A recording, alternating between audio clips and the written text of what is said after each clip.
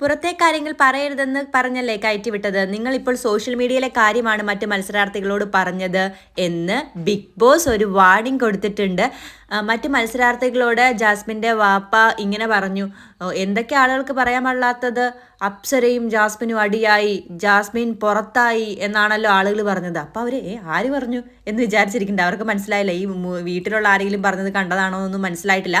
അപ്പോൾ സോഷ്യൽ മീഡിയയിലെ കാര്യം പറഞ്ഞതിനാണ് ബിഗ് ബോസ് ഒരു വാർണിംഗ് കൊടുത്തത്. പിന്നെ ഗബ്രിയുടെ ഫോട്ടോയും ആ മാലയും ഊരിയെടുത്തത് കൺഫെഷൻ റൂമിൽ വെച്ചിട്ട് പോയിക്കോളാൻ പറഞ്ഞിട്ടുണ്ട്. അത് കൺഫെഷൻ റൂമിൽ വെച്ചു.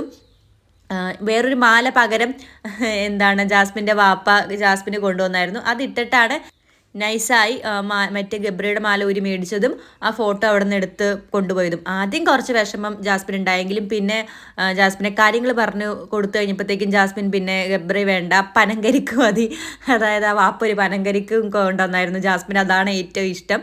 അപ്പോൾ പനങ്കരി കിട്ടിക്കഴിഞ്ഞപ്പോൾ ജാസ്മിൻ മറ്റേ കാര്യങ്ങളൊക്കെ മറന്നിട്ടുണ്ട്.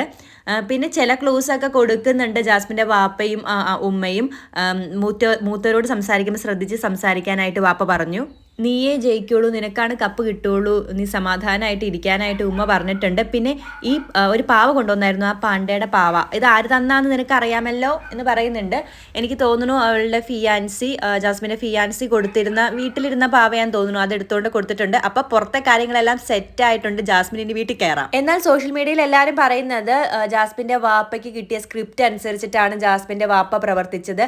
അല്ലെങ്കിൽ വീട്ടിലോട്ട് കയറി വന്ന ഉടനെ തന്നെ മാലയിട്ട് കൊടുത്ത് ആ മുറിയിലേക്ക് വിളിച്ചുകൊണ്ട് പോയി അയാളുടെ റൂം അപ്പം തന്നെ മാല ഊരി മേടിച്ച് ഫോട്ടോ എടുക്കില്ലായിരുന്നു. ബിഗ് ബോസിൻ്റെ സ്ക്രിപ്റ്റ് അനുസരിച്ചുള്ള കാര്യങ്ങളായിരിക്കാം ചെയ്തിട്ടുള്ളതെന്ന് തോന്നുന്നു എന്ന് പറയുന്നുണ്ട്.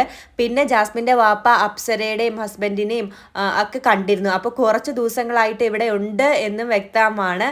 എന്തൊക്കെയാണെങ്കിലും ജാസ്മിൻ ഇപ്പം ഹെയ്റ്റേഴ്സ് അല്ല, കൂടുതലും ഫാൻസാണ് ഉള്ളത്. അപ്പം ജാസ്മിനാണ് കപ്പ് കിട്ടുക എങ്കിൽ, പക്ഷേ നമുക്കറിയാലോ കമ്പാരിറ്റീവ്ലി ഫാൻസ് കൂടുതൽ ജാസ്മിനെക്കാളും ജിൻഡോയ്ക്കാണ്. എന്നിട്ടും ജാസ്മിനാണ് കപ്പ് കിട്ടുക എങ്കിൽ ഈ ഷോ സ്ക്രിപ്റ്റഡ് ആണെന്ന് പറയേണ്ടി വരും.